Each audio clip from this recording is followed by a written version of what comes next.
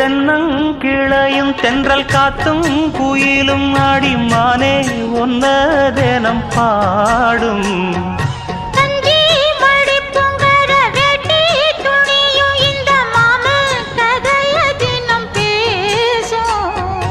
பொள்ளாச்சி சந்தையில கொண்டாந்த சிலையில சாயம் இன்னும் விட்டு போகல. வண்ணா